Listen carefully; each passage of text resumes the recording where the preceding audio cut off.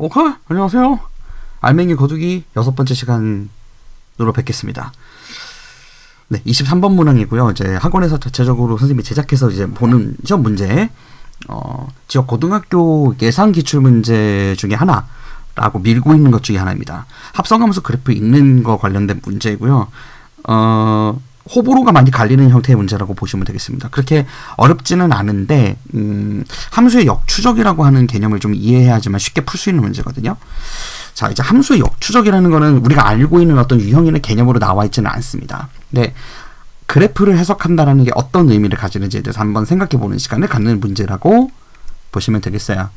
그래서 원래대로라면 우리가 문제를 풀 때는 예를 들어서 함수라고 얘기를 하면은 수많은 순서상들의 모임인 건 여러분들이 알고 있을 거예요. 근데 보통 우리가 3,4 이렇게 주면 여러분들이 3,4 점 찍죠. 그리고 예를 들어서 f의 3은 4 이러면 입력값이 3이고 출력값이 4야. 이렇게는 판단을 하는데 여러분들이 거꾸로 반대 방향으로는 해석을 안 해요. 그러니까 우리가 국어에서 옛날에 논리 관련된 얘기를 할 때 주변 보기, 뒤집기, 상위 개념, 하위 개념이라 그래서 논리가 잘 상황 파악이 안 될 때 이제 약간 생각의 전환을 하는 연습을 할 때 그렇게 4가지 요소를 부르거든요. 이거 중에 이제 가장 큰 요소 중에 하나가 뒤집기예요. 그러니까 수학에서도 그게 가능한 것이 내가 정방향으로 풀 수 있었다면 역방향으로도 풀 수 있어야 된다. 이런 얘기 쌤이 가끔 하거든요. 요거는 그런 거에서 착안이 된 거예요.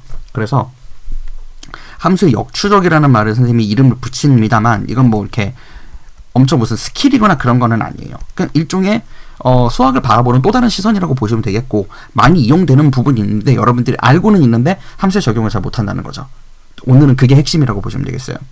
자, 그래프가 주어져 있고 지금 fx의 그래프의 그림은 위처럼 똑같이 되어 있고요. gx는 x 플러스 2를 합성으로 해가지고 한번 넣고 그렇게 진행이 되게 되어 있습니다. 이때 gx는 6을 만족시키는 실수 x의 개수가 몇 개냐 이렇게 얘기를 하니까 막막해요. 이거 합성함수 그래프 어떻게 그리지? 모양도 이상한데? 자, 그러니까 사실 합성함수 그래프를 그리라고 주는 게 아닙니다. 그리고 조금 치는 친구들이 이거를 갖다가 x 플러스 2는 t 이렇게 치환해서 풀 생각을 해요. 뭐 틀린 얘기는 아닙니다. 괜찮아요. 괜찮은 접근이에요. 이렇게 해서 치환을 해놓고 문제를 풀 수도 있어요. 자, 근데 여기서 선생님이 제공해주고 싶은 풀이는 뭐냐면 함수를 역추적한다 그래가지고 거꾸로 풀어가는 그런 의미라고 보시면 되겠습니다.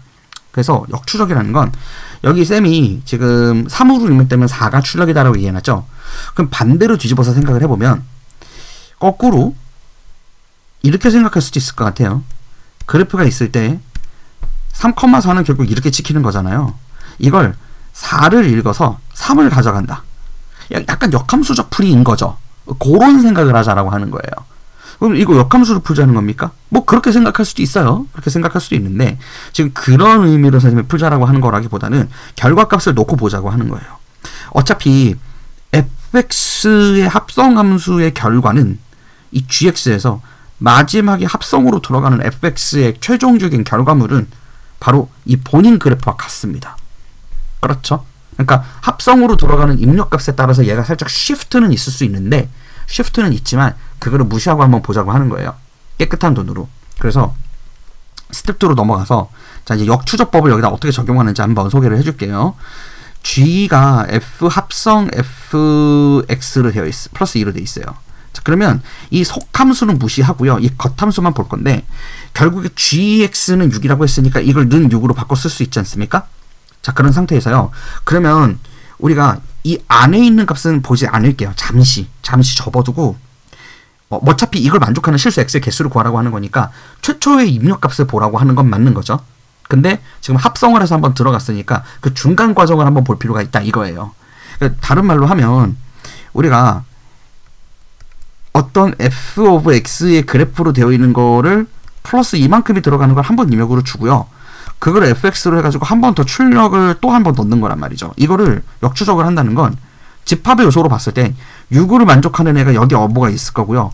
얘를 만족하는 애를 여기서 한 번 더 찾자 이런 얘기를 하고 싶은 거야. 의미 알겠어요? 자, 그러면 이 그래프에서 바로 해석할 수 있거든요. 이게 6이 되는 그러니까 y 값을 6으로 가져가는 게 결국 fx 그래프 안에서 나타났을 거 아니에요? 그러면 궁극적으로 우리가 이걸 이렇게 라인을 그을 수 있을 겁니다.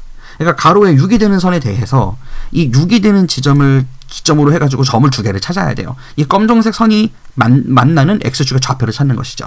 그러면 3도 있고요. 7도 있고 9도 있습니다. 세 개의 점이 보이죠? 아, 그러면 어쨌든 간에 F의 합성으로 들어가기 전 단계의 중간 단계에는 얘가 3하고 7하고 6을 출력값으로 가져가는구나. 왜냐면 이걸 합성 두 번째 단계에서의 입력을 3, 7, 9를 가져갔다는 건 거꾸로 뒤집어서 얘기하면 입력의 결과인 출력이 3, 7, 9 세 개라는 거 아니에요? 그렇죠? 동의하죠? 왜냐면은 중간 단계에서의 출력값을 결국에 끝에 단계 합성함수에서 입력값을 넣는 거니까. 그러니까 여기 들어가는 게 3, 7, 9라 이거예요. 그죠? 자, 근데 재밌는 건 9에 해당하는 거는 값이 없습니다. 왜? 얘가 평행이동 안 했잖아요. 그쵸? 평행이동을 하지 않았어요. 평행이동을 안 했으니까 그냥 9에 대한 출력값은 제끼고 풀어도 돼요. 이런 생각 안 해도 된다 이거죠. 이 두 개만 보면 돼요. 그래서 3하고 7에 의해서 만나는 점을 봅니다. 이렇게요. 그래서 이제 조금 운이 좋은 학생들은 이걸 이제 바로 풀어내요. 어떻게 하느냐면, 야, 어차피 이거 평행선이니까 만나는 점의 위치가, 그리고 이거 여러분들 조금 이제 치는 친구들은 요 fx 안에 합성으로 f의 ax 플러스 b꼴로 들어가는 거 이거 가끔 우리가 풀거든요. 합성함수에서. 이거 기울기가 변하고 평행이동이다라는 거 학생들이 아는 경우가 있습니다. 얘는 어쨌든 평행이동만 된 상태예요. 근데 평행이동을 하더라도 어차피 3과 6은 수평값이니까 고정되어 있으니까 움직여도 그게 그거 아니야? 3하고 만나는 거는 점이 몇 개? 4개. 그리고 7하고 만나는 건 점이 몇 개? 하나. 그래서 개수를 그냥 바로 세버리는 거죠. 무슨 의미냐면 지금 문제에서 물어보는 게 x의 좌표값을 물어보는 게 아니고요. 얘를 개수만 물어보고 있죠. 개수만 물어보고 있어요. 이 3하고 원래 함수, 그러니까 이제 그 속함수에서 f의 x 플러스 2로 입력값을 넣기는 하지만 특정 범위 안의 값에서의 만족하는 실수 x의 값을 구하라고 하는 것이 아니라 그냥 몇 개가 맞느니? 라고 물어보고 있으니까 지금 주황색으로 선생님이 동그라미처럼 5개에서 만나는 거 아니에요? 그래서 실제로 정답이 5개가 맞습니다. 자, 그런데요. 여기서 선생님이 언급하고 싶은 게 하나 더 있어요. 지금 이거는 여러분들한테 쉽게 준 형태라서 개수만 물어봤어요. 근데 만약에 이거를 만족하는 실수 x의 값의 범위는 얼마냐? 뭐 실수 5개의 합을 구해라. 모든 실수의 합을 구해라. 이렇게 말을 하면 어떻게 할 거냐라는 거죠, 여러분들이. 자, 이제 그랬을 때 문제가 생기는 거. 그 부분 선생님이 지적하려고 하는 거예요. 자, 잘 보세요. 이거를 여러분들이 치환해서 문제를 풀려고 그러면 주먹구구식으로 되기는 할 건데요. 그거보다 좀 더 빠른 방법을 선생님이 소개해 줄게요. 자, 어차피 이게 지금 결론적으로는 x 플러스 2의 의미는 평행이동에서는 방정식상에서는 x축의 방향으로 왼쪽으로 2칸만큼, 즉 마이너스 2만큼씩 다 평행이동 된 거죠. 그러면 이거가 원래 fx로 들어갔다면 이 좌표에 맞는 값들은 이렇게 5개가 있을 거예요. 그 5개가 2하고 4하고 6하고 8하고 10인 거죠. 자, 그냥 fx의 원소의 합이라 그러면 2, 4, 6, 80을 다 더하면 되는 거예요. 맞죠? 근데 전체의 모든 값을 x축의 왼쪽 방향으로 2만큼씩, 그러니까 x축 방향, x축에서 마이너스 2만큼씩 다 평행이동을 하니까 실질적인 그래프는 이런 식으로 그려질 거란 말이야. 그러니까 지금 2에서 3을 만났잖아요. 그럼 0,3에서 만나야 돼요. 이런 식으로 함수가 그려졌을 거라고요. 그러니까 6에서 만나야죠. 8에서 8,7이었으면 6,7이 될 거 아니에요? 이런 식으로 그래프가 그려져서 최종적으로 10에서 음수가 그려질 거예요. 이렇게 데칼코마니가 그대로 평행이동에서 왼쪽으로 시프트하는 거죠.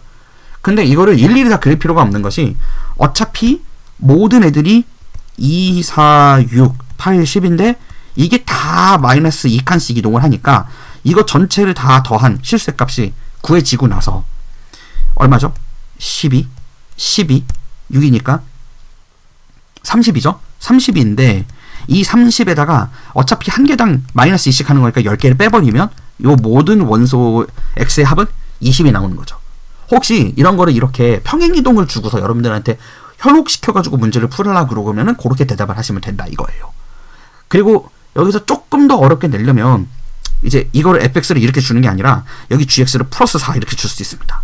그럼 얘는 위아래로 함수 그래프가 움직일 것이기 때문에 만나는 그 경우의 수가 달라질 수가 있어요. 이제 그런 경우에는 또 어떻게 풀 수도 있느냐면 얘가 이제 위쪽으로 시프트가 이렇게 된다는 거지. 예를 들면 이런 식이라 이거예요. 이렇게. 그죠? 자, 그러면 그 조심해서 풀어야 되는 건데요. 조심해서 풀어야 되는 건데 이거를 또 어떻게 또 지혜롭게 또 풀 수도 있느냐면 조건이 되는 값을 다 역으로 바꿀 수도 있어요. 그러니까 예를 들어서 그래프가 4만큼 이동했어? 그러면 그 대상에 만나는 대상에 뭐 예를 들어서 이렇게 해놓고서 x 뭐 gx가 10이 되는 값이라고 하면 그 10을 차라리 4칸을 내리세요. 이게 역추적법이라고 하는 거예요. 그러니까 대상 예를 들면 이런 거야. y는 x 그래프가 직선이 하나 있어요. 근데 거기다가 y는 뭐 다른 함수가 있어요. 근데 문제에서 얘기할 때 이 함수를 평행이동시키면서 얘랑 일치하는 게 얼마냐 뭐 이런 거 물어봤어요. 반대로 그럼 거꾸로 이 함수를 거꾸로 그 값에 반대로 평행이동시켜도 원 함수랑 만날 수 있는 거 아니에요? 요런 식의 풀이법을 의미하는 거예요. 뒤집기라는 건 그렇게 하는 거예요. 그래서 항상 주어진 정방향으로만 문제를 풀려고 하는 것이 아니라 거꾸로 생각해도 합리적으로 가능하다면, 즉 그 여건이 존재한다고 하면 쉽게 말하면 그런 것들이에요. 뭐 그런 것들로 문제를 풀 수 있다.